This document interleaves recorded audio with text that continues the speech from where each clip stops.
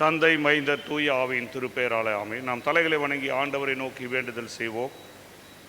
எங்கள் அன்பும் கிருபையும் இரக்கம் பரிசுத்தம் தாயும் தந்தையுமான அன்பின் நல்ல ஆண்டவரே, இந்த அருமையான காலை வழிபாட்டிற்காக நன்றியோடு நாங்கள் மீது துதிக்கிறோம், ஸ்தோத்திரம் செலுத்துகிறோம். இந்த நவம்பர் மாதத்தின் 4ஆம் ஞாயிறிலே உம்முடைய சமூகத்தில் வரும்படியாக நீர் எங்களை அருள் கூர்ந்ததற்காக உமக்கு துதிகளை ஸ்தோத்திரங்களை எடுக்கிறோம். இந்த நாளில் வழிபாடு முழுவதும் பொறுப்பேற்றுக்கொள்ளும். வந்திருக்கிற நம்முடைய பிள்ளைகளை ஆசீர்வதியும். வருகின்ற வாரத்திலிருந்து அட்வென்ட் காலங்களில் நாங்கள் செல்லும்போது அந்த கிறிஸ்மஸ் உம்முடைய வருகையின் ஆண்டவரை நோக்கங்களை மீட்டும் செய்திகளையும் ஆண்டவர் அதற்கான அனுபவங்களை பெற்றுக்கொள்ள அருள் புரிவீராக. அதற்காக நீர் எங்களை ஆயத்தப்படுத்தும்படியாக ஆச்சரிக்கிறோம்.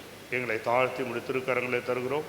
இது போன்ற இக்கட்டான காலங்களிலும் இந்த அட்வென்ட்டை நாங்கள் மகிழ்ச்சியோடு வரவேற்க பல்வேறு தடைகள் கடினப்பாடுகள் இருந்தாலும் அதன் மத்தியிலும் நாங்கள் உம்முடைய பிறப்பின் உம்முடைய திருக்குமாரனுடைய மகிழ்ச்சிகளை காண்பதற்காக எங்களை ஆயத்தப்படுத்தும். இந்த கால சூழ்நிலைகள் வெகு சீக்கிரத்திலே ஆண்டவரை மாறும்படியாக நீர் அருள் புரிவீராக. குறிப்பாக வருகின்ற பண்டிகை காலங்களுக்கு இவைகள் தடையாயிராதபடிக்கு ஆண்டவர் பெரிய ஒரு மாற்றத்தை ஆசீர்வாதத்தை எங்கள் மேல், இந்த உலகத்தின் மேல், இந்த பூமி உருண்டையின் மேல் ஊற்றும்படியாக நான் ஜெபிக்கிறோம்.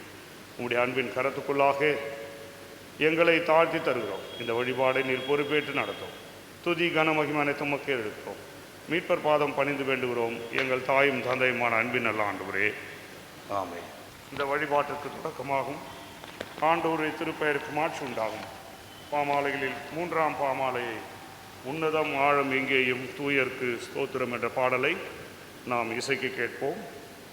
பாடலின் 3 பாமாலைகள்.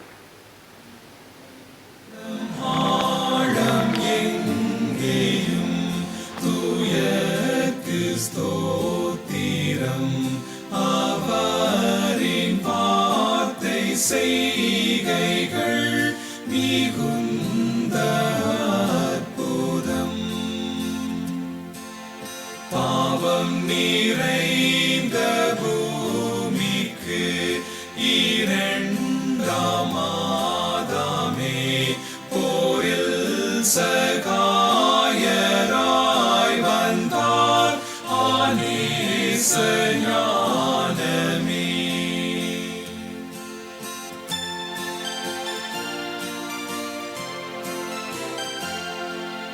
முதல் ஆதாமின் பாவத்தால் விழுந்த மாந்தர்தாம் ஜெயிக்க துணையாயினார்.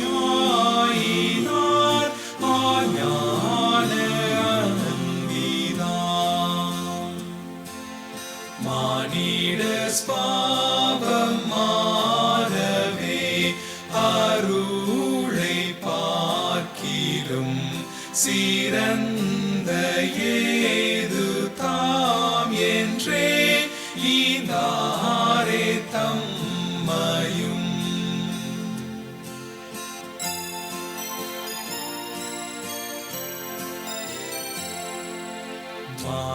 மானிடனாய் மானிடர்காய் சாத்தானை வென்றாரே. மானிடனாய கஸ்தியும் பட்டார் பேரன்பிலே. கெத்செமனேயில் குருசிலும் வேதனை சகித்தார். நாம் அவர் போன்றே சகித்து மரிக்க கற்பித்தார்.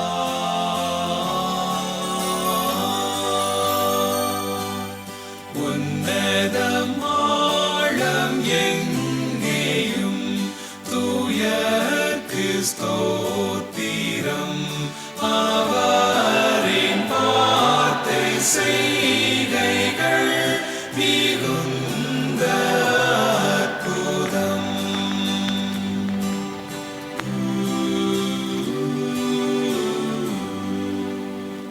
கடவுள் ஆவியாயிருக்கிறார். அவரை தொழுது கொள்ளும் ஆவியோடும் உண்மையோடும் அவரை தொழுது கொள்ள வேண்டும். நம்முடைய பிதாவாகிய கடவுளாலும் கர்த்தராகிய இயேசு கிறிஸ்துவினாலும் உங்களுக்கு கிருபையும் சமாதானமும் உண்டாவதாக. இது கர்த்தர் உண்டு பண்ணின நாள். இதிலே களி கூர்ந்து மகிழ கடவோம். கடவுள் ஒளியாயிருக்கிறார், அவரில் எவ்வளவேனும் இருள் இல்லை. அவர் ஒளியில் இருக்கிறது போல நாமும் ஒளியிலே நடந்தால் ஒருவரோடு ஐக்கியப்பட்டிருப்போம். அவருடைய குமார் நாம் இயேசு கிறிஸ்துவின் ரத்தம் சகல பாவங்களை நீக்கி நம்மை சுத்திகரிக்கும். பக்கம் 4. கடவுள் நமக்கு அடைக்கலமும் பலமுமானவர். ஆபத்து காலத்தில் அவரே உத்தம துணை. ஆண்டவரே, எங்கள் உதடுகளை திறந்தருளும். பிதாவுக்கும் குமாரனுக்கும் தூய ஆவிக்கும் மகிமை உண்டாவதாக.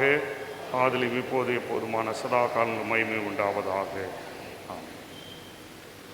சேனைகளின் கடவுளாகி கர்த்தரே, நீர் பரிசுத்தர் பரிசுத்தர் பரிசுத்தர். வானமும் பூமியும் உமது மகிமையால் நிறைந்திருக்கின்றன. உன்னதத்திலே ஓசன்னா. கர்த்தரின் நாமத்தினாலே வந்தவர் ஒருவருமான ஸ்தோத்திரிக்கப்பட்டவர். உன்னதத்திலே ஓசன்னா. கடவுளே, நீர் பரிசுத்தர். சர்வ வல்லவரே, நீர் பரிசுத்தர்.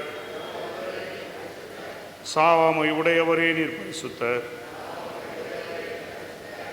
ஆண்டவரே, எங்களுக்காக சிலுவையில் அறையுண்ட எங்கள் மீட்பரே, எங்கள் மேல் கிருபையாயிரும். பரிசுத்த ஆவியாக ஆண்டவரே, எங்கள் மேல் கிருபையாயிரும். ஆண்டவரே, எங்கள் ஜெபங்களை மாறாதல் ஏற்றுக்கொண்டு எங்கள் மேல் கிருபையாயிரும்.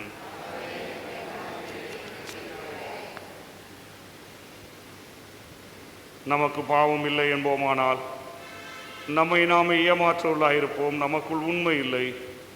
நமது பாவங்களை அறிக்கையிட்டால் பாவங்களை நமக்கு மன்னித்து எவ்வித அநீதமும் நீங்க நம்மை சுத்திகரிப்பதற்கு அவர் நம்ம தக்கவரும் நீதியும் உள்ளவருமாயிருக்கிறார்.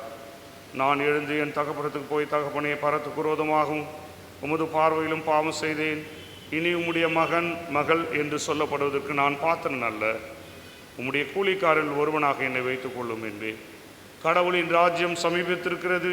மனம் திரும்பி அவருடைய சுவிசேஷத்தில் நம்பிக்கை வையுங்கள். நமது பலவிலுக்காக பரிதபிக்க முடியாத பிரதான ஆசாரியர் நமக்கிறாமல் எல்லா விதத்திலும் நம்மை போல் சோதிக்கப்பட்டும் பாவம் இல்லாத பிரதான ஆசாரியரே நமக்கு இருக்கிறார்.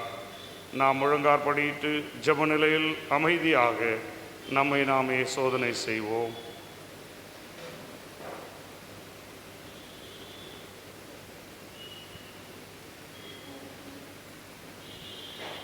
சர்வவல்லமுள்ள கடவுளத்தில் நாம் நமது பாவங்களை மன தாழ்மையோடு அறிக்கையிடுவோம்.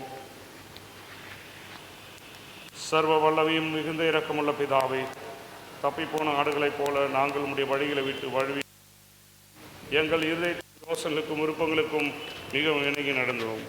உமது பரிசுத்த கற்பனைக்கு விரோதமாய் குற்றம் செய்தோம். செய்யத்தக்கவிலை செய்யாமல் செய்யத்தகாதவிலை செய்து வந்தோம். எங்களுக்கு சுகமே இல்லை. ஆனாலும் ஆண்டவரே, தேவரீர் எங்கள் ஆண்டவராக இயேசு கிறிஸ்துவின் மூலமாக மனிதருக்கு அருளை செய்த வாக்குதத்தின்படியே நிர்வாக்கியமுள்ள குற்றவாளியாக எங்களுக்கு இறங்கும். தப்பிதங்களை அறிக்கையிடுகிற எங்கள் மேல் பொறுமையாயிரும். பாவத்தை நிமித்து துக்கப்படுகிற எங்களை சீர்படுத்தும். மிகவும் இரக்கமுள்ள பிதாவே, உம்முடைய பரிசுத்த நாமத்துக்கு மகிமை உண்டாகும்படி நாங்கள் இனி தேவ பக்தியும் நீதியும் தெளிந்த புத்தியும் உள்ளவராய் நடந்து வர இயேசு கிறிஸ்துவின் நிமித்தம் எங்களுக்கு கிருபை செய்தருளும். ஆமேன். சர்வ வல்லமையும் மிகுந்த இரக்கமுள்ள ஆண்டவர் மன்னிப்பையும் பாவ நிவர்த்தியும் நமக்கு கட்டளையிட்டருளி வாழ்க்கையை சீர்படுத்துக்கான காலத்தையும் தமது தூயாவின் கிருபையும் தேற்றுதலையும் தந்தருள்வாராக. ஆண்டவரை துதியுங்கள். நாம் அமர்வோம். திருமறை பாடங்கள் வாசிக்க. வேத பாடம் எஸ்தரின் சரித்திரம் 8ஆம் அதிகாரம் வசனங்கள் 1 முதல் 17 முடிய. எஸ்தர் 8ஆம் அதிகாரம் வசனம் 1 முதல்.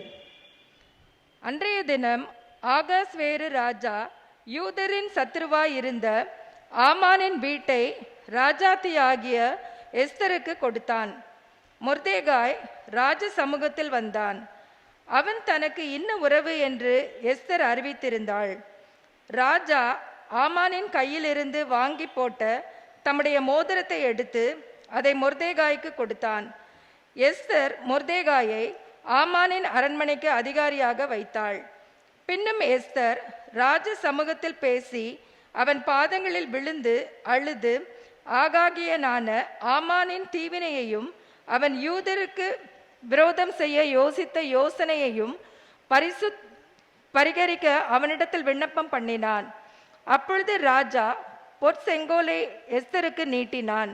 எஸ்தர் எழுந்திருந்து ராஜ சமூகத்தில் நின்று, ராஜாவுக்கு சித்தமாயிருந்து அவர் சமூகத்தில் எனக்கு கிருபை கிடைத்து ராஜ சமூகத்தில் நான் சொல்லும் வார்த்தை சரியென்று காணப்பட்டு அவருடைய கண்களுக்கு நான் பிரியமாயிருந்தால் ராஜாவின் நாடுகளில் எல்லாம் இருக்கிற யூதரை அழிக்க வேண்டும் என்று அம்மேதாத்தாவின் குமாரனாகிய ஆமான் என்னும் ஆகாகியன் தீவினையாய் எழுதின கட்டளைகள் செல்லாமற் போக பண்ணும்படி எழுதி அனுப்பப்பட வேண்டும்.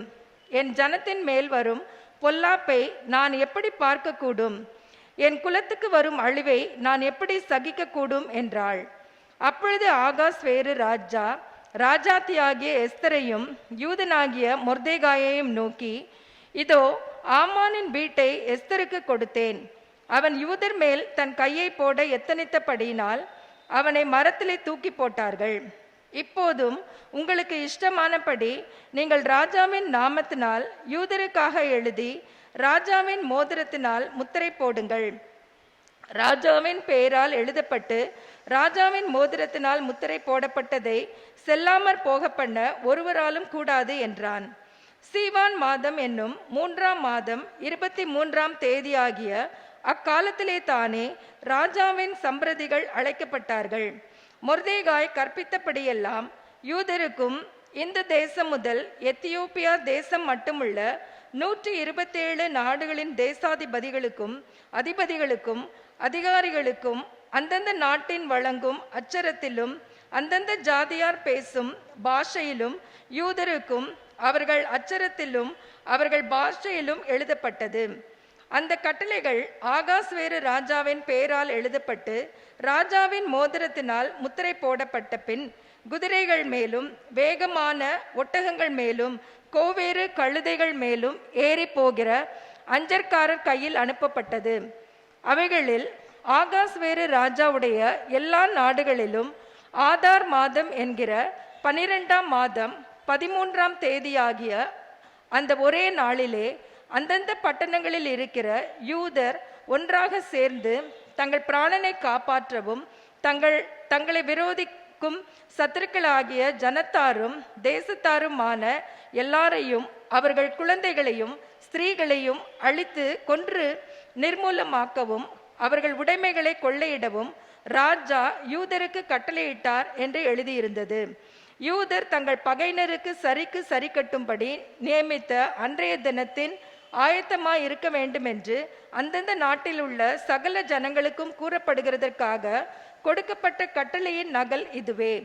இது ஒவ்வொரு நாட்டிலும் பிரசித்தம் பண்ணப்பட்டது.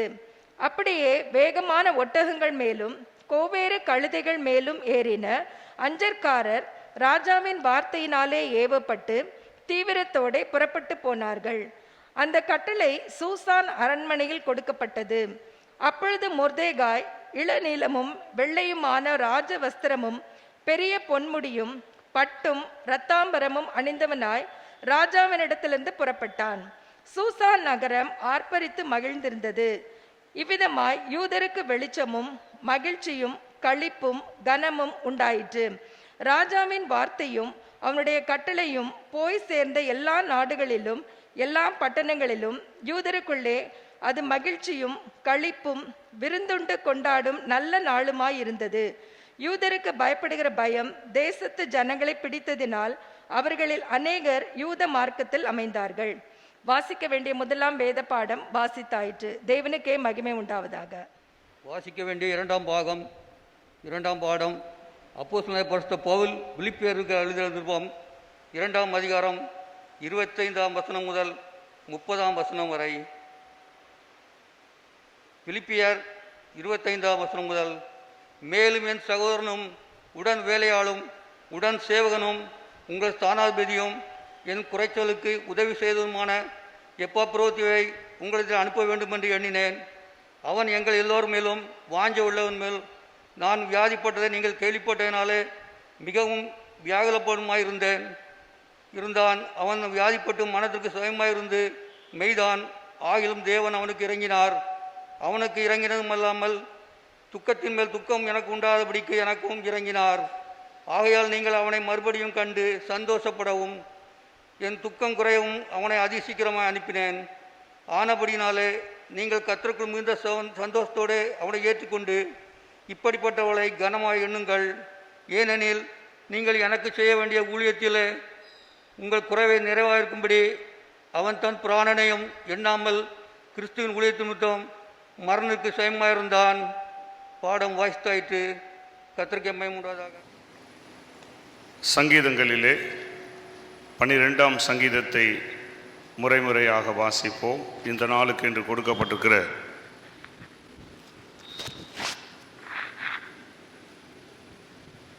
சங்கீத பகுதி 12ஆம் சங்கீதம்.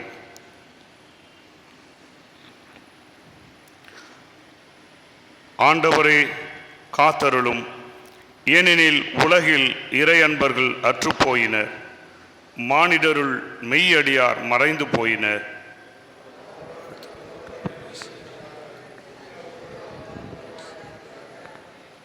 தேனொழுக பேசும் எல்லா உதடுகளையும் ஆண்டவரே துண்டித்து விடுவீராக. பெருமையடித்து கொள்ளும் நாவை அறுத்து விடுவீராக.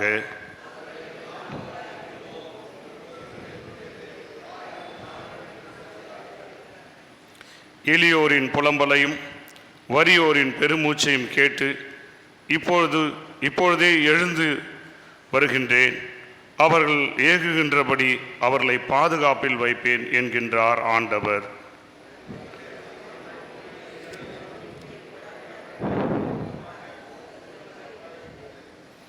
ஆண்டவரே, நீர் எம்மை காத்தருளும். இத்தகைய தலைமையிடமிருந்து எம்மை என்றும் காப்பாற்றும். பொல்லார் எம்மருங்கும் உலவுகின்றனர், மானின்றிய பொல்லாப்பை ஓங்கி நிற்கின்றது. பிதாவுக்கும் குமாரனுக்கும் தூய ஆவிக்கும் மகிமை உண்டாவதாக. ஆதலின் எப்போதுமான சதா காலம் மகிமை உண்டாவதாக. ஆமென். இந்நாளுக்கு என்று கொடுக்கப்பட்டிருக்கிற நற்செய்தி பகுதி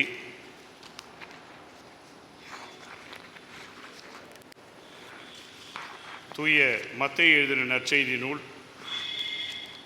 10ஆம் அத்தியாயம் வாக்கியங்கள் 37 தொடங்கி 42 வரை உள்ள கடவுளுடைய வார்த்தையை நாம் படிக்க கேட்போம். தூய மத்தேயு எழுதின நற்செய்தி நூல் 10ஆம் அத்தியாயம் இறை வார்த்தைகள் 37 முதல் 42 வரை. என்னை விட தம் தந்தையிடமோ தாயிடமோ மிகுந்த அன்பு கொண்டுள்ளோர் என்னுடையோர் என கருதப்பட தகுதியற்றோர். என்னை விட தம் மகனிடமோ மகளிடமோ மிகுதியாய் அன்பு கொண்டுள்ளோரும் என்னுடையோர் என கருதப்பட தகுதியற்றோர். தம் சிலுவையை சுமக்காமல் என்னை பின்பற்றி வருவோர் என்னுடையோர் என கருதப்பட தகுதியற்றோர். தம் உயிரை காக்க விரும்புவோர் அதை இழந்து விடுவர். என் பொருட்டு தம் உயிரை இழப்போரோ அதை காத்து கொள்வர். உங்களை ஏற்றுக்கொள்பவர் என்னை ஏற்றுக்கொள்கிறார், என்னை ஏற்றுக்கொள்பவரோ என்னை அனுப்பினவரையே ஏற்றுக்கொள்கிறார். இறைவாக்கினர் ஒருவரை அவர் இறைவாக்கினர் என்பதால் ஏற்றுக்கொள்பவர் இறைவாக்கினருக்குரிய கைமாறு பெறுவார். நேர்மையாளர் ஒருவரை அவர் நேர்மையாளர் என்பதால் ஏற்றுக்கொள்பவர் நேர்மையாளருக்குரிய கைமாறு பெறுவார். இச்சிறியோரில் ஒருவருக்கு அவர் என் சீடர் என்பதால் ஒரு கிண்ணம் குளிர்ந்த நீராவது கொடுப்பவரும் தம் கைமாறு பெறாமல் போகார் என உறுதியாக உங்களுக்கு சொல்லுகிறேன் என்றார். வாசிக்கும்படியாக கொடுக்கப்பட்ட நற்செய்தி பகுதி வாசித்து முடிந்தாயிற்று. கிறிஸ்துவே உமக்கு மகிமை உண்டாவதாக. தந்தை மைந்த தூய ஆவியின் திருப்பெயராலே ஆமென். எங்கள் கண்மலை மீட்பெருமாகி கர்த்தாவே, உமது அடிமையின் வாயின் வார்த்தைகளும் உமது அடியாருடைய இருதயத்தின் சிந்தனைகளும் தியானமும் இன்று உம்முடைய சமூகத்தில் ஏற்புடையதாயிருப்பதாக. ஆமென். பின்பு இயேசு தம் சீடரை பார்த்து, என்னை பின்பற்ற விரும்பும் எவரும் தன்னலம் துறந்து தம் சிலுவையை தூக்கி கொண்டு என்னை பின்பற்றட்டும்.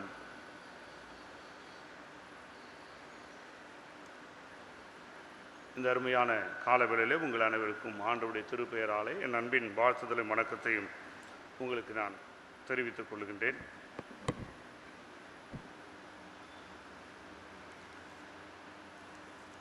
வாசிக்கப்பட்ட மத்தேயு நற்செய்தி நூல் 10ஆம் அத்தியாயத்தில் தொடக்கத்திலே நீங்கள் பார்ப்பீர்கள் என்றால், ஆண்டவர் தம்முடைய சீடர்களை 12 அழைத்து இறையரசு பணியை, தம்முடைய பணியை அவர்களோடு பகிர்ந்து கொடுக்கின்றார். அவர்களை செய்யும்படி அவர்களுக்கு கட்டளையிடுகின்றார். அந்த பகுதியை நீங்கள் உங்களால் காண முடியும். அடுத்து 16 வசனங்களுக்கு இருந்து தொடரும்போது, நீங்கள் இந்த பணியிலே அடைகின்ற துன்பங்கள், ஏற்க வேண்டிய கடினப்பாடுகள் உள்ளது என்பதை அவரே முன்னதாகவே அவர்களுக்கு அறைகூவலாக, சவாலாக எடுத்து கூறுகிறதை நீங்கள் பார்க்க முடியும். ஆனாலும் அவைகளை குறித்து பயப்பட வேண்டாம் என்று 26ஆம் வசனம் முதல் நீங்கள் 32ஆம் வசனம் வரையில் உள்ள பார்ப்பீர்கள் என்று சொன்னால், நீங்கள் அவைகளை குறித்து அஞ்ச வேண்டாம். குறிப்பாக அவர் சொல்லும்போது 27ஆம் 28ஆம் வசனங்களை பார்த்தோம்னா, உடலை அழிக்க வல்லவர்களுக்கு நீங்கள் பயப்பட வேண்டாம், அதிகாரம் உடையவர்களுக்கு. ஆனால் அதைவிட ஆன்மாவையும் உடலையும் சேர்த்து நரகத்திலே அழிக்க வல்லவருக்கே நீங்கள் அஞ்சுங்கள், பயப்படுங்கள் என்று சொல்லிவிட்டு சில உதாரணங்களை சொல்லுகின்றார். ஒரு காசுக்கு 2 சிட்டுக்குருவிகள் விற்பதில்லையா என்றெல்லாம் சொல்லு. ஆனால் இருந்தாலும் தந்தையுடைய சித்தமின்றி, விருப்பமின்றி ஒன்றும் கீழே விழாது என்பதை அவர்களுக்கு நம்பிக்கை அளிக்கின்ற வார்த்தைகளாக சொல்லிவிட்டு, நீங்கள் இந்த மனிதர் முன்பாக என்னை அறிக்கை செய்தால் நானும் என் தந்தையினிடத்தில், பிதாவிடத்தில் அறிக்கை செய்வேன். இந்த மனிதர்களுக்கு முன்பாக, இந்த உலகத்திலே என்னை பற்றி நீங்கள் அறிக்கை செய்யாமல், வேறு வார்த்தையிலே சொல்ல வேண்டும் என்றால், சாட்சி சொல்லாவிட்டால் அல்லது சாட்சியாய் வாழாவிட்டால் நானும் உங்களை என் பிதாவிடத்தில் மறுதளித்து விடுவேன். நான் அவரிடத்தில் உங்களை பற்றிய சாட்சியை பகரமாட்டேன் என்று சொல்லுகிறார். அப்படியானால் விண்ணரசை பற்றி, விண்ணரசுக்கான ஆயத்தத்தை, அதாவது இறையரசு, இந்த பரலோக ராஜ்யம் என்று நாம் பழைய வார்த்தைகளில் சொல்லுகிறோமே, அந்த பரலோக ராஜ்யத்தை அடைய வேண்டும் என்று சொன்னால் நாம் துன்பங்களை ஏற்று ஆண்டவருடைய நற்செய்தியை அறிவித்து அதற்காக என்ன வந்தாலும் சகித்து கொண்டு நாம் அதை ஏற்கும்போது ஆண்டவர் நம்மை அந்த விண்ணரசிலே, இறையரசிலே சேர்த்து கொள்ளுகிறார். தந்தையிடத்திலே நம்மை குறித்து நற்சாட்சி பகருகிறார் என்பதை முழுவதும் சொல்லிவிட்டு, இப்பொழுது நாம் கேட்கப்பட்ட அல்லது வாசிக்க கேட்ட அந்த பகுதியிலே இருப்பதை நாம் தியானிக்க விரும்புகின்றேன். அதற்காக நமது தென்னிந்திய திருச்சபை கொடுத்திருக்கிற தலைப்பு, இறையரசுக்காக துன்பங்களை, நெருக்கடிகளை ஏற்றுக்கொள்ளுதல். பரலோக ராஜ்யத்துக்காக அல்லது இறையரசுக்காக துன்பங்களையும் நெருக்கடிகளையும் ஏற்றுக்கொள்ளுதல். Taking risk for the reign of God. Taking risk for the reign of God. இந்த பரலோக ராஜ்யம், இறையரசு என்று சொல்லும்போது அவர்கள் பயன்படுத்துகிற ஆங்கில வார்த்தையை நாம் நினைவு கூற வேண்டும். Reign of God, the kingdom of God அல்லது கிங்டம் ஆஃப் ஹெவன் என்பதை சரியாய் புரிந்து கொள்வதற்காக த ரெயின் ஆஃப் காட் என்பதை அவர்கள் தலைப்பாக கொடுத்திருக்கிறார். அதாவது ஆட்சி, இறை ஆட்சி. இறை அரசு என்பது இப்பொழுதும் ஒரு ராஜ்யம் அல்லது ஒரு எல்லையை குறிக்கின்றதாக, எல்லைக்குட்பட்டதாக இருக்க முடியும். ஒரு ராஜ்யம், ஒரு இந்தியா என்றால் இந்தியாவுக்கு வரைபடம் இருக்கிறது, எல்லை இருக்கிறது. அதிலே நாம் வாசிக்கின்றோம், கேட்கின்றோம். நேபாள் நம்முடைய இடத்தை கூட வரைபடமாக அவர்கள் வைத்திருக்கார். இந்த எல்லை போராட்டங்கள் இருக்கிறதை நிறைய இடங்களில், நம்மை சுற்றிலும் பல நாடுகளிலும் இது போன்ற காரியங்கள் இருக்கிறதை நான் பார்க்குறேன். அப்படின்னா அந்த கிங்டம் ஆஸ் எ டெரிட்டரி, ஒரு எல்லை இருக்கிறது. எல்லையை வகுத்து கொண்டு இந்த எல்ஓசி என்று சொல்லுகிறார், எல்ஏசி என்று சொல்லுகிறார்கள், இல்லை line of control, line of actual control என்றெல்லாம் நாம் அதை அழைக்கின்றோம். அது ஒரு எல்லைக்குட்பட்டது. ஆனால் ஆட்சி என்பது, ராஜ்யம் வேறு, ஆட்சி என்பது வேறு. ஆட்சி என்பது எல்லையை தாண்டி கூட நாம் ஆட்சி செய்ய முடியும். எல்லைக்கு அப்பால் கூட இந்த ஆட்சியை விரிவுபடுத்த முடியும். இங்கே அதுதான் இறையரசு என்பது ஒரு குறிப்பிட்ட நாட்டிற்கோ, ஒரு குறிப்பிட்ட மக்களுக்கோ, ஒரு குறிப்பிட்ட இடத்திற்கோ உரியதல்ல. இது பரவி விரவி கிடக்கின்ற அனைத்தையும் ஆளுகை செய்கின்ற ஒரு ஆளுகை, இறை ஆளுகை, கடவுளுடைய ஆளுகை. அப்படியானால் கடவுளுடைய ஆளுகை இந்த உலகத்திலே நிலைநாட்ட வேண்டும் என்றால் அதற்காக கடவுள் நம்மை கிறிஸ்தவர்களாக, சீடர்களாக அழைத்திருக்கிறார். we have to take risk. அதற்காக நாம் துன்பங்களை ஏற்க வேண்டும். அதற்காக நெருக்கடிகள் கண்டிப்பாக உண்டு. ஏற்கனவே கூட ஒரு முறை நான் குறிப்பிட்டிருக்கிறேன். நாம் வழக்கமாக காலங்களிலே பாடுவோம், குறிப்பாக கிராம ஊழியங்களுக்கு கூட, இயேசு வந்த வீட்டிலே இது இல்லை அது இல்லை, சந்தோஷம் சமாதானம் என்று. உண்மைதான், அதெல்லாம் தொடக்க காலங்கள், மீட்பின் சந்தோஷம், அதில் எந்த மாற்றமும் இல்லை. ஆனால் இந்த மீட்பின் சந்தோஷத்தை பெற்றுக்கொண்ட பிறகு அதோடு நின்று விடுவதில்லை. நீங்கள் நமக்கு தெரியும், நிறைய இடங்களில் நாம் திருப்பணிகளை ஆற்றும்போது, குறிப்பாக கிராம ஊழியங்களை செய்யும்போது, கிராம பணிகளை சந்திக்கும் போது, ஆரம்பத்தில் வந்தவர் கொஞ்சம் கொஞ்சமாக நழுவி விடுவார், வருவதில்லை. ஏனென்றால் அவர்கள் நாம் சொல்லி கொடுத்ததெல்லாம் ஆண்டவர்கிட்ட வந்தால் இது போயிடும் அது போயிடும் ஒன்றுமே வராது என்று நாம் சொல்லும்போது, அவர்கள் அன்றாட வாழ்வில் நடைமுறை வாழ்க்கையில் சில துன்பங்களை, கஷ்டங்களை, பிரச்சனைகளை பொருளாதார ரீதியாகவோ அல்லது வேறு விதங்களிலோ நோய்களை உடல் ரீதியாக சந்திக்கும் போது அவர்கள் மீண்டுமாக பின்வாங்கி போய்விடுகிறார். அதனால்தான் தான் ஆண்டவர் சொல்லுகிறார், கலப்பையின் மேல் கை வைத்தவன் பின்னிட்டு திரும்பாதிருக்க கடவன் என்று சொல்லுகிறார்.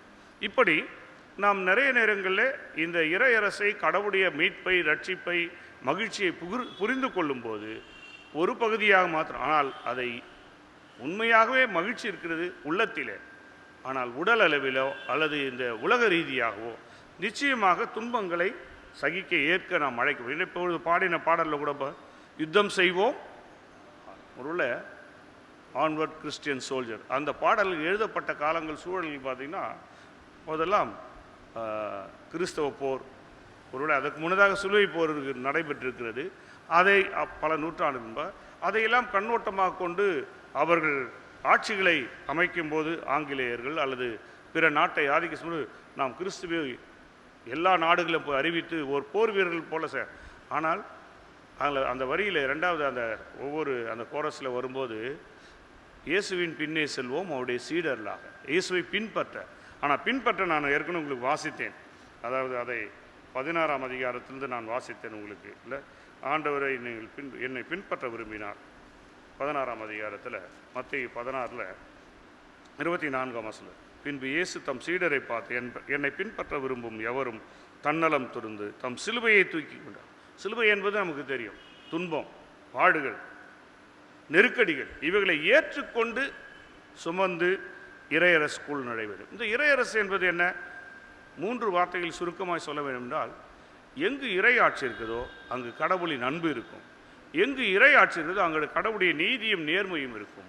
எங்கு இறை ஆட்சி இருக்கிறதோ அங்கே சமத்துவம், லவ், ஜஸ்டிஸ், ஈக்குவாலிட்டி, பீஸ், சமாதானத்தை கூட சேர்த்துக்கொள்வோம். Love, peace, justice and equality, இவை 4ம் இருக்கிற இடத்தில் தான் இறை ஆட்சி அமைய முடியும். அப்படி என்றால் இப்பொழுது நீங்கள் உலகம் முழுவதும் பார்த்தால் நிச்சயமாக அவைகள் இருக்கிறதா என்பது கேள்விக்குறி. ஆனால் அங்குமிங்குமாக அதற்காக குரல் எழுப்புகின்ற, போராடுகின்ற அல்லது அதற்காக முயற்சிக்கின்ற ஒரு சமூகமோ அல்லது ஒரு குழுக்களோ அவ்வப்போது போராடி கொண்டும் குரல் கொடுத்து கொண்டும் இருக்குது. அது யாருடைய வேலைன்னா மற்றவருடைய, மற்ற இயக்கங்கள், கட்சிகளுடைய வேலை இல்லை, அது உண்மையான கிறிஸ்தவர். ஏன்னா இறை அரசை இந்த உலகத்தில் நிறுவதான் ஆண்டவராக இயேசு கிறிஸ்து வந்தார். இறை ஆட்சி, இறை அரசு என்பதை விட நான் முன்னதாக உங்களுக்கு சொல்வது போல இறை ஆட்சி, அந்த இறை ஆட்சியை, கடவுளுடைய அந்த ஆளுகையை இந்த உலகிலே பிரதிபலிக்க, அதை அறிவிக்க, அதை நிலைநாட்ட கடவுள் நம்மை தெரிந்து கொண்டிருக்கிறார். தம்முடைய பிள்ளைகளாக, சீடர்களாக, கிறிஸ்தவர்களாக நம்மை உலகிலே வைத்திருக்கிறார். அப்படி பார்க்கும்போது 37ஆம் வசனத்தை நீங்கள் பார்ப்பீர்கள் என்றால், யாராவது வாசிங்கள் 10:37 மத்தேயு.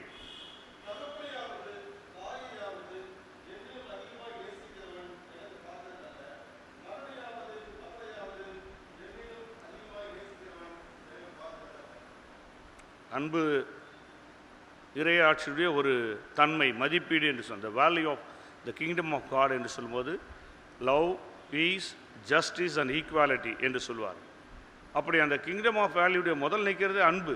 ஆனால் உங்களுடைய தகப்பனிடத்தில் என்னை காட்டிலும் அன்பு என்று சொல்வது, தகப்பனிடத்தில், தாயிடத்தில், சகோதரத்தில் அன்பு கூற வேண்டாம் என்று சொல்வதல்ல பொருள். அங்கு சொல்வதின் பொருள் என்னென்னா, என்னை காட்டிலும் த ப்ரையாரிட்டி, த ப்ரிஃபரன்ஸ் என்று சொல்லுகிறோமே. சில நேரங்களில் நாம் கடவுளுக்கு அடுத்த காரியங்களை கூட பின்னுக்கு தள்ளி, இரண்டாவதாக தள்ளி நம்முடைய குடும்ப உறவுகளை முக்கியத்துவப்படுத்த வேணான்னு சொல்லலை, கடவுளை காட்டிலும் கடவுளுக்கு கொடுக்க வேண்டிய ஸ்தானத்தில் பிற உயிர்களை உறவுகளை வைக்க முடியாது. அப்படி என்றால் இறையரசிற்காக கடவுளுடைய ஆளுகைக்காக நிறைய நேரங்கள் நம்முடைய ரிலேஷன்ஷிப், பிளட் ரிலேஷன்ஷிப் என்று சொல்லுகிறோம், அவைகளை விட்டு கொடுக்க வேண்டும். அல்லது பிளட் ரிலேட்டடாக சொல்லப்படுகிற சில குறியீடுகள், சில நம்முடைய நிலைப்பாடுகள், நம்ம சில காப்ஷன்ஸ் வச்சிருக்கிறோம். நான் இவரை சார்ந்தவர், நான் அவரை இதையெல்லாம் இரத்த சம்பந்தமான உறவுகள். அதனால்தான் நீங்கள் பார்த்தீங்கன்னா யோவான் நற்செய்தி நூலில் 3ஆம் அதிகாரத்தில் நிக்கோதேமு என்பவர் வந்து கேட்கிறார். அப்பொழுது 2 காரியங்களை சொல்கிறார். 3ஆம் வசனம் ஒன்றிலையும் 5ஆம் வசனம் ஒன்றிலையும் வாசிங்க.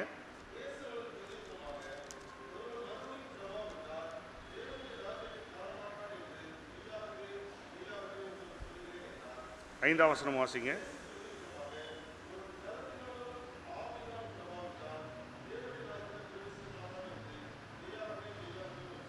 மூன்றாம் வசனம் இல்லை, நான் வாசிக்கிறேன். மறுபடியும் பிறந்தால் அன்றி எவரும் இறை ஆட்சியை காண இயலாது. 5ஆம் வசனத்தில் ஒருவர் தண்ணீராலும் தூய ஆவியாலும் பிறந்தால் அன்றி இறை ஆட்சிக்கு உட்பட இயலாது. இங்கே இறை ஆட்சி, அதனால்தான் உங்களுக்கு முன்னதாக விளக்கினேன். இறை அரசு என்பது இறை ஆட்சி, கடவுளுடைய ஆளுகைக்குள் காண்பதற்கு நாம் மனம் மாற வேண்டும், புது பிறப்பாக மறுபடியும் பிறக்க வேண்டும்.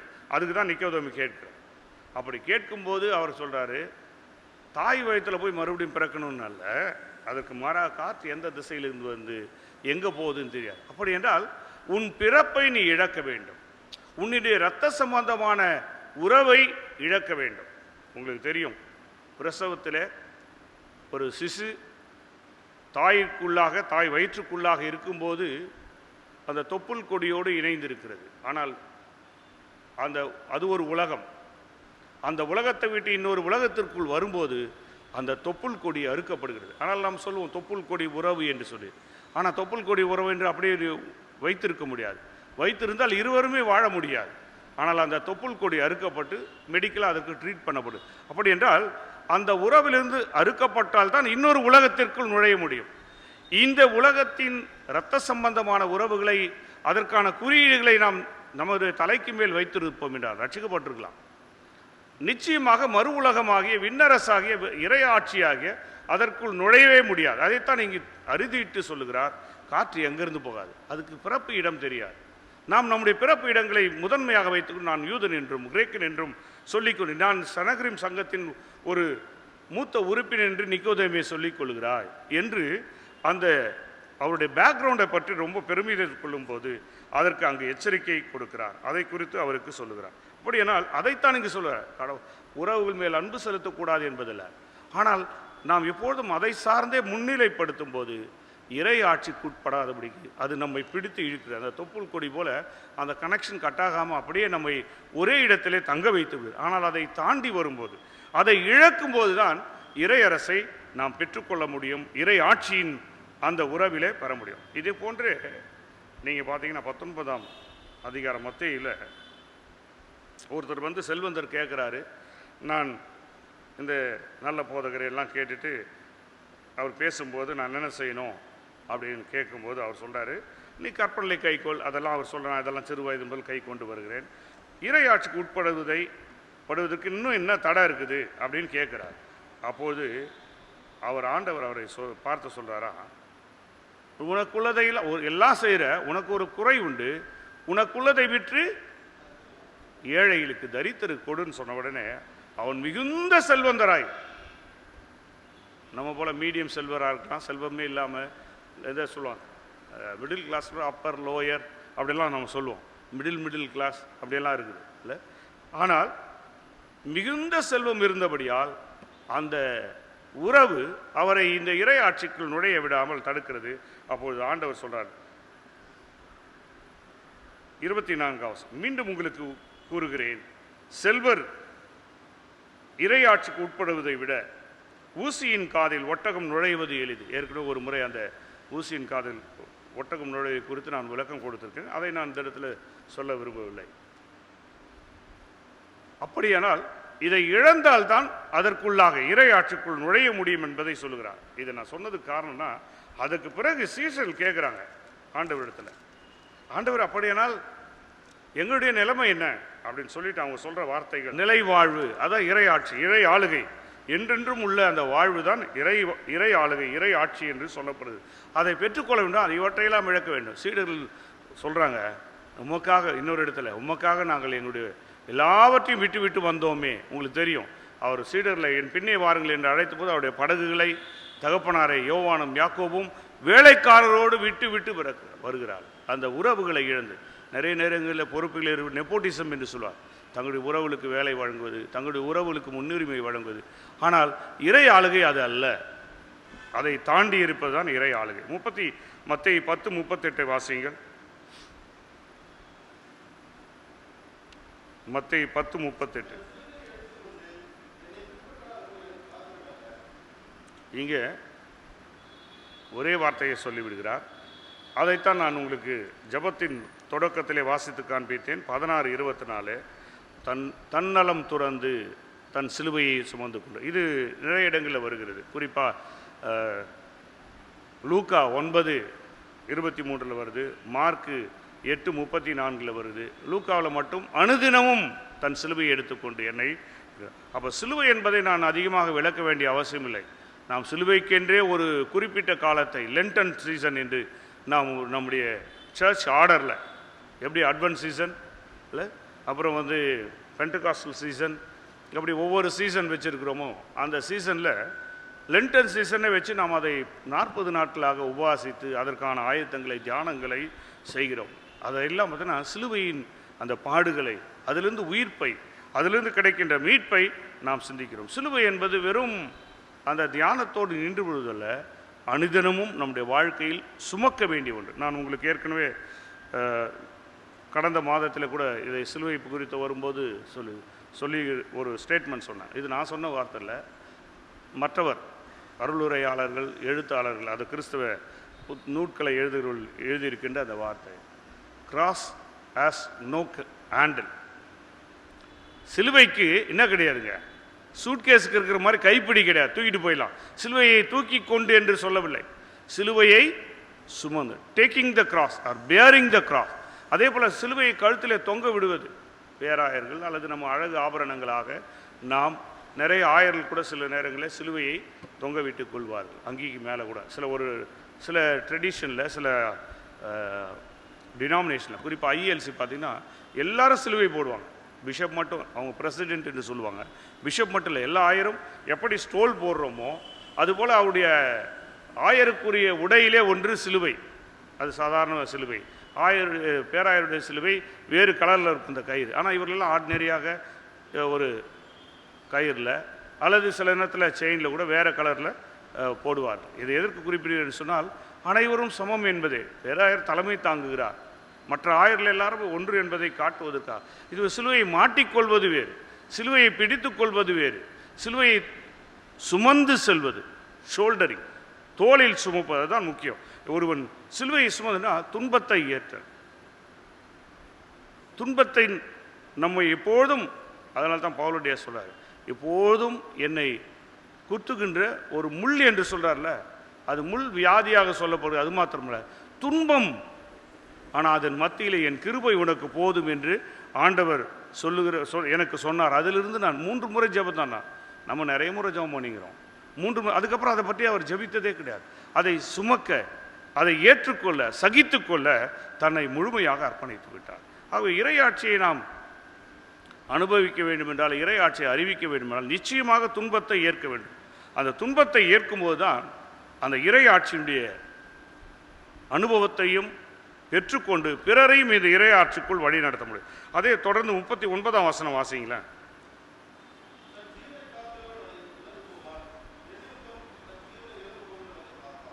சிலுவை என்பது 2 பகுதி. இது துன்பத்தை ஏற்பது மாத்திரமல்ல, சிலுவையில் ஆண்டவர் என்ன பண்ணாருங்க, நம்ம ஒவ்வொரு விசுவாசப்புறமா மரித்தார் இல்லை, பாடுபட்டு துன்பப்படுறது சிலுவை. அடுத்த வார்த்தை பாடுபட்டு மரித்தார். அப்படி என்றால் சிலுவை வெறும் துன்பத்தை மாத்திரம் தராது, நிறைய நேரங்களில் உயிரையே வாங்கிவிடும், சாக்ரிஃபைஸ். அதனால் தன் வாழ்வை இழக்க விரும்புகிறவர் அதை பெற்றுக்கொள்வார்.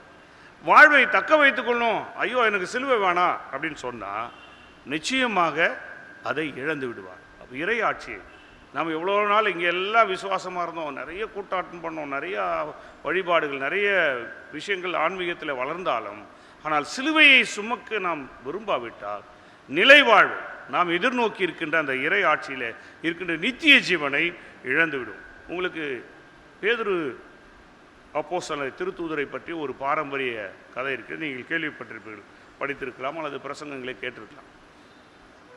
ஆண்டவர் அவரை பற்றி சொல்லும்போது உங்களுக்கு தெரியும். யோவான் நற்செய்தி நூல் 21ஆம் அதிகாரத்தில் பிற்பகுதியில் அவருடைய அன்பின் சீடர் ஆகிய யோவான் கேட்டார். யோவான்ற பேர் இருக்காது, அவருடைய அன்பின் சீடர் அவரிடத்துல கேட்கிறார், இவரை பற்றி உமக்கு என்ன என்றெல்லாம் கேட்கப்படுகிறது.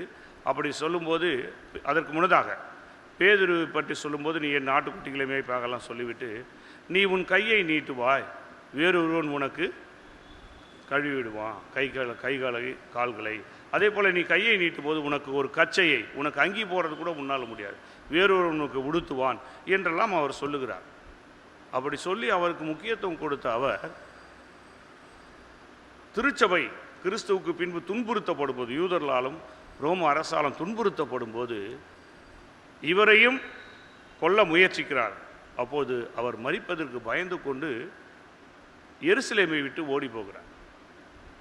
தூரத்தில் போய் அவர் உறங்கி கொண்டு, அப்போது அவருக்கு ஒரு தரிசனம் தெரிகிறது. ஆண்டவர் இயேசு சிலுவையை சுமந்து கொண்டு வெளியிடத்திலிருந்து, எருசலேமுக்கு வெளியே இருந்து சிலுவையை சுமந்து கொண்டு உள்ளே நுழைந்து வருகிறார், எருசலேமை நோக்கி வருகிறார். அப்பொழுது அவரை பார்த்து கேட்குறார், ஆண்டவரே, நீர் ஏற்கனவே சிலுவையில் அறையப்பட்டு விட்டீரே, நீர் ஏன் சிலுவையை சுமந்து கொண்டு மீண்டும் இந்த எருசலேம் நகரத்துக்குள்? ஏன்னா எருசலேம், உங்களுக்கு ஒரு வசனம் இருக்குது, எருசலேமுக்கு வெளியே யாரும் ரத்தம் சிந்துவதில்லை, எல்லாரும் சகரியா முதல் பகரியாவின் மகனாகிய சகரியா முதல் எல்லாரும் அப்படி சொல்லப்பட்டிருக்கும், எல்லாரும் எருசலேமிலே தங்கள் உயிர்களை இழந்திருக்கிறார்கள், கொடுத்திருக்கிறார்கள் என்று சொல்லி. அப்படி அவர் சொல்லும்போது, நீர் ஏற்கனவே மரித்து விட்டு ஏன் மீண்டும் சொல்லு? இல்லை, நீ இந்த சிலுவையை சுமக்க, உன் உயிரை கொடுக்க நீ பயந்து ஓடிக்கொண்டிருக்கிறாய், ஆக உனக்காக 2ஆம் முறையாக நான் சிலுவை.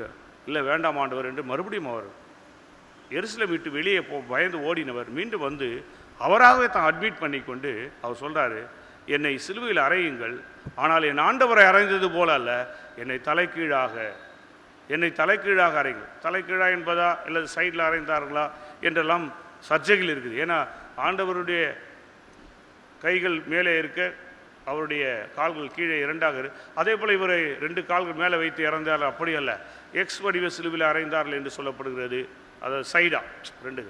ஆனால் அவரை போன்று நான் நேராக அறையப்படக்கூடாது என்று சொல்லி. எதற்கு சொல்றார்? சிலுவை என்பது தியாகத்தையும் துன்பத்தையும் மட்டுமல்ல, தன்னை இழப்பது, முற்றிலுமாக அர்ப்பணிப்பது, முழுவதுமாக தன்னை இழக்க கொடுக்க கூட தயாராக, தன் உயிரை இழப்பவர், தன் முழுவதும் இழந்து விடுகிற இறையரசுக்காக இழப்பவர் அதை மீண்டும் பெற்றுக்கொள்வார் நித்திய ஜீவனாக. அதுவும் நாம் ஏற்கனவே வாசித்த இடத்துல நீங்கள் பார்த்தீங்கன்னா, நீங்கள் பன்மடங்கு 100 மடங்காக ஆசீர்வாதத்தையும் பெற்றுக்கொள்வார். இந்த 19 மத்தேயு 19 பார்த்தீங்கன்னா, நீங்கள் 100 உலகிலேயே நீங்கள் இழந்ததை பெற்றுக்கொள்வீர்கள், நிலை வாழ்வையும் பெற்றுக்கொள்வீர்கள் என்பதை நாம் வாசிக்கிறோம். அடுத்த வசனமாக நீங்கள் வாசியுங்கள் 40-41, மத்தேயு 10:40-41.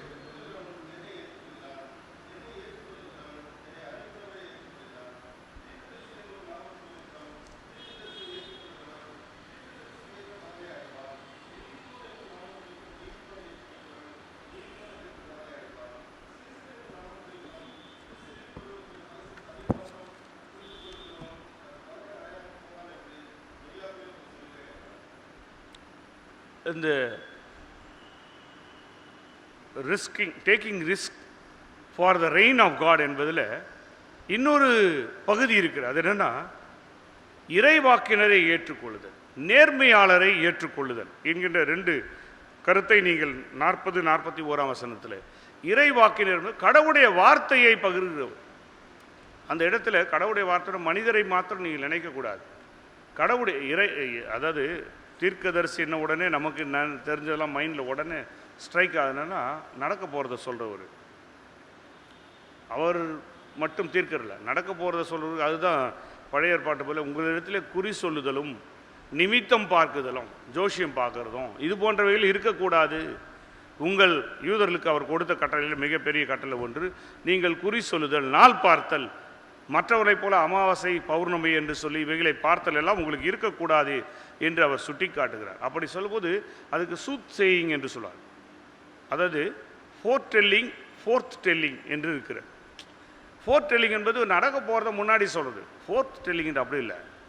கடவுளுடைய வார்த்தையை உண்மையை உண்மையாக, அதனால தான் யோவான் ஸ்நானன் சொன்னான், அதற்காக தன் சிரசையை இழந்து உயிரை விடுகிறார். அதன் அந்த நேர்மையாளரை அல்லது இறைவாக்கினரை ஏற்றுக்கொள்வது இறை வார்த்தையை, நமக்கு இறை வார்த்தை என்பது எப்படி தெரியுங்களா? லகுவாக இருக்கணும்.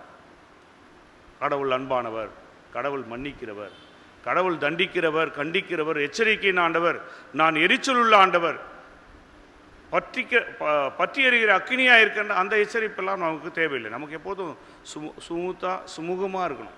அப்படிப்பட்ட இறை வார்த்தைகள் தான். ஆனால் அந்த இறை வாக்கினர் என்பது கண்டித்து உணர்த்துகிறவர். இறை வாக்கினர் என்பது இறை வார்த்தையை உள்ளதை உள்ளதென்றும் இல்லதை இல்லதென்றும் சொல்லுகிறவர். அதை ஏற்றுக்கொள்ள நபர் அல்ல இங்கே முக்கியம், அவருடைய செய்தியை ஏற்றுக்கொள்ளுகிறவர். அந்த நேர்மைத்தன்மையை அதெல்லாம் இல்லைங்க, நம்ம எல்லாம் பேசலாம், இதெல்லாம் கோயிலோடு சரிங்க. உலகத்தில் நாட்டு ஊரோடு ஒத்து வாழ், நாட்டு நடப்போடு நாம் சேர்ந்து போகணும். இதெல்லாம் சில முடியாதவங்க எவ்வளோ கஷ்டப்படுறாங்க. தங்களுடைய பணிகளில் பொறுப்புகளில் அதிகாரங்களில் இருக்கிறவர்கள் சின்ன சின்ன அதிகாரம் வந்தால் கூட கஷ்டப்படுகிறதை நாம் நம்முடைய கிறிஸ்துவ வாழ்வில் அறிகிறோம். சில இடத்துல நம்மளால் அங்கே பணி செய்ய முடியல. அங்கே இருக்கிற டார்ச்சர், அங்கே இருக்கிற சில ரவுடிசம் அல்லது அங்கே இருக்கிற சில அரசியல்வாதிகளுடைய தலையீடுகள், இப்படி பல இடங்களே நம்முடைய பணிகளிலே அரசு துறையில் இருந்தாலும் சரி, பிரைவேட்டில் இருந்தாலும் சரி, அவளை செய்ய. ஆனால் அவற்றிலும் நாம் நின்று நம்முடைய இறைவாக்கு பணியை செய்ய வேண்டும். இறைவாக்கு பணியை மற்றவர்கள் இறை வார்த்தை ஏற்றுக்கொள்வது, நாம் ஒரு இறை வாக்கினராக அந்த இடங்களிலே நேர்மையும் உண்மையும் நிலைநாட்டுவதுதான் இந்த இறை அரசிற்காக நாம் துன்பத்தை நெருக்கடிகளை ஏற்பதாக இருக்க முடியும். 42ஆம் வசனத்தில், இச்சிறியோரில் ஒருவருக்கு அவர் சீடர் என்பதா ஒரு கிண்ணம் குளிர்ந்த நீராவது கொடுப்பவரும் தம் கைமாறு பெறாமல் போகார் என உறுதியாகும். தம் சீடரை பார்த்து சொல்றார், இந்த சிறியரில், இவர் மீன் பிடிச்சிட்டு இருந்தவங்க, அன்றாடம் காட்சிகள், அன்னன்னைக்கு மீன் பிடிச்ச அன்னைக்கு, ஆனால் அதெல்லாம் விட்டுட்டு இவரை பின்பற்றக்கூடாது. இவ்வளோ துன்பங்களை ஏற்கிற இவர்களை நீங்கள் ஏற்றுக்கூடாது. த லீஸ்ட், இந்த சிறியோர். ஒரு பாடல் கூட இருக்கு, இந்த சிறியோர் யாரோ என்று சொல்லி. அது உங்களுக்கு ஒரு இந்த புத்தெழுச்சி பாடல் என்ற பகுதியில், கீர்த்தனுடைய பிற்பகுதியில் இருக்கிற, பிறகு போய் நீங்கள் அதை படித்தீங்கன்னா அதில் ஒவ்வொரு சரணமும் கொடுக்கப்படும். ஏன்னா அதை எழுதியவர் யாருன்னா, ஏற்கனவே சொல்லியிருக்குன்னு நினைக்கிறேன், கண்களை இழந்தவர், திருச்சி தாந்தூர் பேராயத்தை சேர்ந்த ஒரு ஆயர். ஆனால் இளம் வயதில் அவங்க அம்மா இந்த சில கிராமங்களில் இலைகளையெல்லாம் கசக்கி விடுவாங்க பாருங்கள், அதுபோல் கசக்கி விட்டு அவர் கண் பிறக்கும்போது படிக்கும்போதெல்லாம் இருக்கிறது. ஆனால் குறிப்பிட்ட ஒரு காலத்தில் அது அவருடைய அந்த கண்கள் முழுவதுமாக இரண்டுமே பாதிக்கப்பட்டு கண் பார்வை இழந்து விடுகிறார். அவர் எங்கே கல்லூரியில் பேராசிரியராக, மதுரை அரசரை கல்லூரியில் பேராசிரியராக மோகன்ராஜ் பீட்டர் என்பவர் சில பாடல்களை அங்கு எழுதியிருக்கிறார். நீங்கள் பாதை தெரியாத ஆட்டை போல, இது போன்ற சில பாடலெல்லாம் அவர் எழுதிய பாடல் தான். நீங்கள் அதனுடைய அர்த்தத்தை பார்த்தா தன்னுடைய வாழ்வை உணர்ந்து அவர் எழுதுகிறார். அவருடைய கண் பார்வை இழந்து படித்து, பிறகு கடவுளுடைய பணிக்காக இறையிலை படித்து ஆண்டவருடைய பணியை திருச்சி தஞ்சை பேராயத்தில் செய்து, மீண்டுமா கல்லூரியில் செய்து, எப்பொழுதில்லை கடவுளுக்குள் அவர் சேர்ந்திருக்கிறார். இது எதற்கு சுட்டிக்கிறன்னா, இந்த சிறியோர் யாரோ என்று சொல்லி அவர் பாடும்போது இந்த சிறியவர்களை பற்றி அவர் அங்கு விளக்கிறார். அதைத்தான் ஆண்டவர் இயேசு மத்தேயிலும் 25ஆம் அதிகாரம், இந்த சிறியருக்கு நீங்கள் யாருக்கு எதை செய்தீர்களோ அதை எனக்கே செய்தீர்கள் என்று 2 பட்டியலை சொல்லுகிறார். அதை பிறகு போய் நீங்கள் வாசித்துக் கொள்ளுங்கள். ஆகவே இந்த இறைவாக்கினரை, நேர்மையாளர்களை, இறை வார்த்தையை, உண்மையை ஏற்று நாம் அதை நடப்பிக்கும் போது நாம் இறையரசை ஏற்கின்றவர்களாக, இறையரசுக்காக துன்பங்களை சகிக்கின்றவர்களாக இருப்போம். அப்படி செய்ய கடவுள் தாமே நமக்கு துணை புரிவாராக. ஆமென். திருச்சபைக்கான அறிவிப்புகள். இன்று காலை இந்த நடைபெறும் 7:30 மணி வழிபாடு மற்றும் நடைபெறும். 10 மணி வழிபாடு நடைபெறாது. பேராய மற்றும் தமிழக அரசின் அறிவுறுத்தலின்படி தனிமனித இடைவெளியை கடைபிடிப்பதும், முகக்கவசம், கிருமி நாசினி பயன்படுத்தி கைகளை சுத்தம் செய்வது மற்றும் உடல் வெப்பநிலை பரிசோதனை செய்வது கட்டாயம் பின்பற்றும்படி கேட்டுக்கொள்ளப்படுகிறீர்கள். சபையார் எப்பொழுதும் வேதாகமும் பாடல் புத்தகமும் குடிநீர் கொண்டு வரவும். ஆலயத்திற்கு வரும்பொழுது பாத அணிகளை வெளியில் வைக்கவும். சிறு பிள்ளைகள் மற்றும் பெரியவர்கள் நலன் கருதி கொரோனா தொற்று தவிர்க்க 10 வயதிற்கு குறைவானோர், 65 வயதிற்கு மேற்பட்டோர் மற்றும் இருமல், சளி, காய்ச்சல் அறிகுறியுடன் இருப்போர் மருத்துவர் ஆலோசனையுடன் வீட்டில் இருக்கும்படி கேட்டுக்கொள்ளப்படுகிறீர்கள். ஆலய வழிபாட்டிற்கு வர இயலாதவர்கள் இறை வழிபாட்டு நிகழ்வுகள் ஒளிப்பதிவு செய்யப்பட்டு Saint Thomas Tamil church YouTube channel வழியாக ஒளிபரப்பப்படும். பேராய தமிழிசை வாய்ப்பாடு வகுப்புகள் ஜூம் ஆப் வழியாக இன்று மாலை 3:30 மணிக்கு நடைபெறும். அடுத்த ஞாயிற்றுக்கிழமை 29/11/2020 5ஆம் ஞாயிற்றுக்கிழமை ஒரே வழிபாடு, அதாவது காலை 7:30 மணிக்கு மட்டும் நடைபெறும். 10 மணி வழிபாடு நடைபெறாது. அறிவிப்புகள் நிறைவு பெற்றது. இந்த வாரம் 2ஆம் வழிபாடு 10 மணிக்கு நடைபெறுகிற வழிபாடு நடைபெறாது. அதே வண்ணமாக வருகின்ற ஞாயிறு 5ஆம் ஞாயிறும் ஒரு வழிபாடு மாத்திரம் 7:30 மணிக்கு மாத்திரம் வழிபாடு நடைபெறும் என்பதை தெரிவித்துக் கொள்கிறோம். வருகின்ற ஞாயிறு முதல் அட்வென்ட் சீசன் துவங்கிறது. ஒருவேளை நாம் நம்முடைய கிறிஸ்மஸ் கால அநேக நிகழ்வுகளை தொடர்ந்து வழக்கம் போல நடத்துவதற்கான அநேக வாய்ப்புகள் குறைவாக இருக்கிறதை நீங்கள் அறிவீர்கள். அரசு சில தளர்வுகளை மீண்டும் கொண்டு வரும் என்று சொன்னால் அவைகளை நாங்கள் உங்களுக்கு உடனடியாக அறிவிக்கின்றோம். அதன்படி சில நிகழ்வுகளை நாம் செய்வதற்கு துணையாக இருக்கும். இதற்கிடையில் நாங்கள் கமிட்டியாக கூடி இவைகளெல்லாம் செய்ய வாய்ப்புகள் இருக்கிறது என்பதை நாங்கள் கலந்து ஆலோசித்து உங்களுக்கு பின்னராக அறிவிக்கிறோம் என்பதை தெரிவித்துக் கொள்கிறோம். ஆகவே இது போன்ற வழக்கமான நிகழ்வுகள் தடையாக இருப்பதனாலே அவைகளை நீங்கள் பொறுத்து கொள்ளுங்கள், ஜெபியுங்கள். ஆண்டவர் மிகவும் சீக்கிரமாகவோ அல்லது வருகின்ற நாட்டில் எவ்வளவு அனுகூலமாக நமக்கு வாய்ப்புகள் அமைகிறதோ அதற்கு ஏற்றவாறு நம்முடைய பண்டிகை கால, குறிப்பாக கிறிஸ்து பிறப்பின் நாட்களுக்கு முன்னதாக நாம் நடைபெறுகிற நிகழ்ச்சிகளை நடத்துவதற்கு நாம் முயற்சி செய்வோம். தொடர்ந்து அதற்காக ஜெபித்து கொள்ளுங்கள். ஆண்டவருடைய துணை நிச்சயமாக நம்மோடும் நம்முடைய திருப்பணிகளோடும் நம்முடைய அன்றாட கிறிஸ்தவ வாழ்வின் முறைகளிலும் இருக்கும் என்று நாம் நம்புகின்றோம். இந்த வாரத்தில் தங்களது பிறந்த நாளையும் மற்றும் திருமண நாளையும் காண்போர், பிறந்த நாள் காண்போர் 22/11/2020 master Kevin Inbaraj, mister Dharmaseelan. 23/11 mister J David, missus Evangeline Grace, missus doctor Kavitha Lakshmi, mister Ranjan. 24/11 missus Rosy. 25/11 miss Esther Jemima, master Sam Daniel. 26/11 miss Nancy Rachel. 28/11 missus Ruth Thangamalar, mister Pradeep Lal, mister Punitha Anand, doctor Punitha Anand, master Enoch Samuel. இந்த வாரத்தில் தங்கள் திருமண நாளை காணும் தம்பதியர் 23/11/2020 mister and Mrs Christudas தம்பதியர். 24/11 mister and Mrs Devanesan தம்பதியர். 28/11 Mr and Mrs Isaac Paulraj தம்பதியர். இவர்களுக்காக நாம் ஜெபிப்போம். எங்கள் அன்பின் நல்ல ஆண்டவரே, இல்லற வாழ்விலே இணைந்திருக்கிற வாசிக்கப்பட்ட விடப்பட்டிருக்கிற மற்ற பிள்ளைகளுக்காக நான் ஜெபிக்கின்றோம். இந்த தம்பதியர் இதுகாரும் நீர் ஆண்டவரே உம்முடைய இல்லற வாழ்விலே உம்முடைய கரம் அவர்களை தாங்கி வழிநடத்துக்காக ஸ்தோத்திரம் செலுத்துகிறோம். உம்முடைய பேரொருள் தொடர்ந்து அவர்களோடு அவர்களை தாங்கி வழிநடத்தி ஆசீர்வதிக்க வேண்டுமா நான் ஜெபிக்கிறோம்.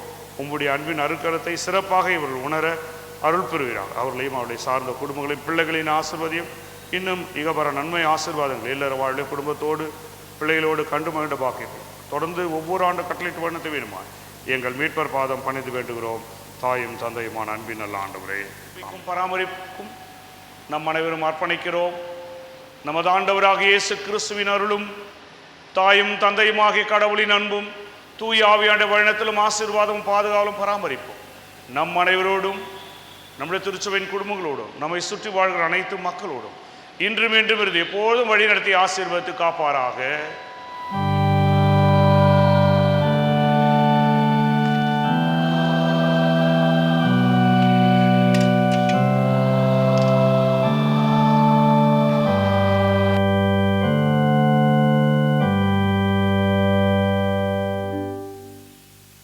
உங்களோடு இருப்பாராக.